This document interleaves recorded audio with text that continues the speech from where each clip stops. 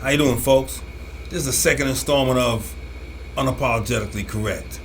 Since change to UC Patriot. Because when you look at me, you see Patriot. Now, if you like the content and the subject matter, hit the subscribe, like, bell, YouTube, you know the story. Now let me get started. I'm gonna start on the church of what's happening now. And that is, we have primaries coming up. And in one of these states, which is Kentucky, they have a first-time black Democrat. And instead of this guy being prepared to address what he has to face, he comes out with a noose and starts yelling and screaming about the past. Now, he has to run against Dr. Rand Paul. Now, I never hear Dr. Rand Paul ever say anything concerning race, white, black, brown, or other. I see this guy addressing issues particularly concerning Dr. Fauci and what this country faced regarding this pandemic and vaccines that aren't really supposed to be helpful to your children, which they're focusing toward wanting you to give it to. And on the other side of the spectrum, these Democrats come up with a Negro with the noose. So he can delve into the past, firelight, and as I said, the past is exactly that, the past. And you have to ask yourself, is this guy going to do anything for your community that's going to better it? Is he going to be able to bring big box or anything else concerning employment opportunity to your community? Because noose means no. I have absolutely no substance, no foundation, and no plan for these communities. That's what noose means. Now, I'm going to say that to say this. We have, as black people, a tendency to celebrate down, victimize ourselves, and allow people who are in the most advantageous positions you can think of in this country to tell you you're a victim and feed to you systemic racism and the rest of it, while there are people on the outside of your community convincing other people to run into your community and burn it up and tear it down and yell and scream Black Lives Matter and all the rest of it. Well, ask some of them black people who lost their businesses. Ask some of them women that black men were pulling guns out on, and the woman had to stand there and say, "You're gonna pull a gun out on me? I thought Black Lives Matter." Ask the woman who was laying on the floor of the store in which she owned, and they were hitting her with sticks and bats on the way out the door as they pillaged the place. Ask the cat, is he gonna address that? I doubt it very seriously, man. And as far as celebrating down, here it is, you done made a martyr out of a cat who had a drug problem, criminal history that he never gave up, and people don't even understand he was given opportunity to make it. A 14-year NBA player who played in the championship gave this cat a pile of money and donated to him clothes. And I'm quite sure the clothes weren't cheap, and it wasn't a couple of $100. To go up there to Minnesota, get his license and drive a truck, he done and did none of the above. He's passing counterfeit bills around, high on fentanyl and the rest of it, got thrown in the back of a police car, struggled his way out of it, and got himself killed, and it's called resistance. The angelic figure to, she wants to be a doctor, all rams out. She was a paramedic, dating a drug dealer. And they yelled and screamed, "Hey, they running there with a no-knock warrant." Let me tell you something about a no-knock warrant. If a no-knock warrant was in full effect, she'd still be here to tell you about that no-knock warrant. And here's why. Plainclothes officers wouldn't have banged on that door and yelled police and gave homie a chance to shoot outside the door, because they'd have ran in there in tactical gear and stopped and shut down anything moving in a hurry, quick, fast, and in that hurry. That's what they would have done. So she'd have been here to tell you about no-knock warrants. It's called shock and awe. That Blake fella, this dude had the police Standing behind him with guns drawn, he did not stop, ran around that SUV, went to the door, reached to the floor. What did you think the police were going to do? Hand this guy Miller Lite and say, let's sit down and watch the game? Is that what you thought? The dude over here, man, with a woman yelled, taser, taser, and shot the guy. He resisted arrest, man. The dude with cigarettes resisted arrest, man. The cat over here just recently in Detroit had a switch plate on the car. When the police pulled him over, you don't think he knew right off the top why they were pulling him over? Of course they did. And let me give you a little bio on those type of situations, because I was in one. Cop in Las Vegas pulled me over. And once he did, he jumped out the car and asked me, do you own another car at home?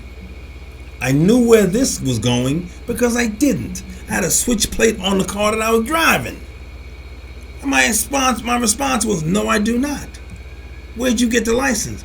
City of Henderson. You took it off another car? Sure did. What'd you do that for? I got to get around. Where's the plate to this car? In the trunk. Give me your license. Don't have it. Registration. Ain't got it. Insurance. You can forget that too. This car ain't even smog, man. Not registered, the rest of it. He took me out the car, put the handcuffs on me, and about to tow my car away and lock me up. His field supervisor took him off and said, the reason why we are not locking you up, man, because every single answer you gave to my officer was straightforward and direct. And that's being real about it, man. And that happened to me 2 other times in Vegas. The last time the cop said, I can't let you go. You got $6,000 worth of tickets on that car. Because this is what men do. And this is what I was taught that men do. Stand up to their responsibilities. Answer to the consequences of their actions. And that's what I told the cop. And my responsibility was to have everything he asked for. I didn't. So the consequences are lock me up, tow the car, and I had to figure out as we go along. Well, that's something black people don't do. They have a tendency to deflect, not reflect. White man and all the rest. It's not the white man and all the rest. It's you. Cops are killing us left and right. They're not killing you left and right. You are. Because common sense, and I don't need to read a whole bunch of books and a bunch of statistics to come to this conclusion. You take every single police force in this nation, from biggest city to smallest town, they're not going to pop 35 black men in one night.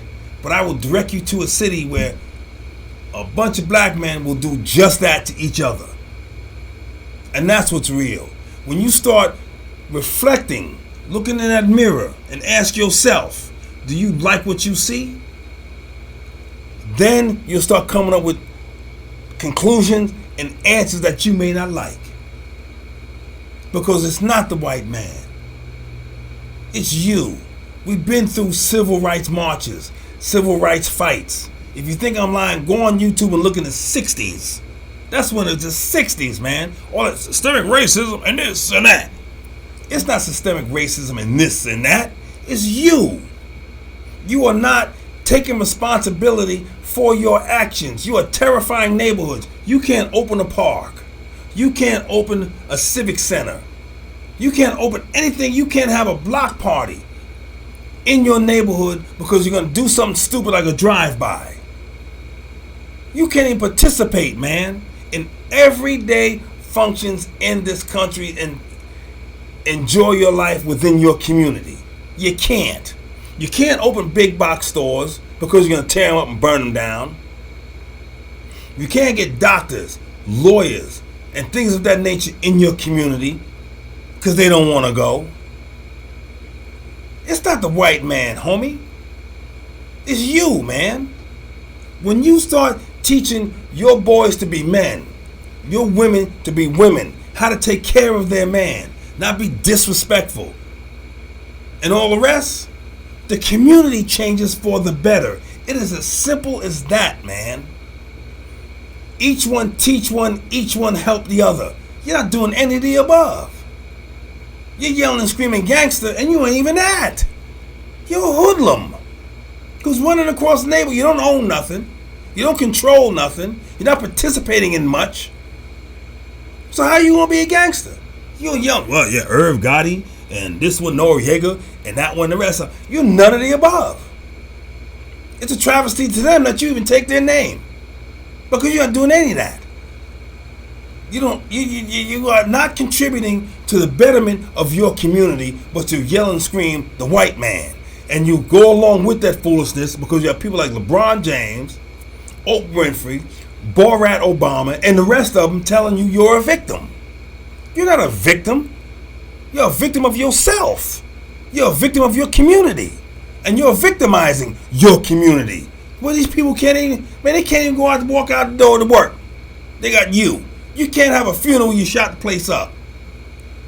It's not the white man, homie. It's you. When you start reflecting, when you start deflecting and start owning up and taking responsibility for your actions, then your community will change. When you stop looking for a freebie, then you start getting away from the same politicians who are making promises to you, and the best they can give you is a check every month, a card here and there now and then, and an Obama phone. You can't even be independent, man, of that foolishness. And the first person that runs away from that and to become independent to you, their Uncle Tom, instead of asking them, say, man, what are these people doing for you to help you to get to this point above what I am right now? Because the local athlete, the local and all the rest, they're not trying to help you, man. They're trying to help themselves. They move out of the place and don't come back. And that's what's real, man. You can spell it and spill it and spin it any way you want. That's real. Knockoff is the white man and all the rest. And start looking in the mirror. If you don't like what you see, you may want to change up. I'm just saying, thank you. God bless. Once again, YouTube, subscribe, like, bell, you know the story. When I branch out, you will know about it. As I said earlier, man, I'm not going to soft soap, soft shoe, or soft sell. And if you don't like it, hey, man, you may want to look in the mirror, reflect, or move on someplace else. You don't have to listen. God bless, man.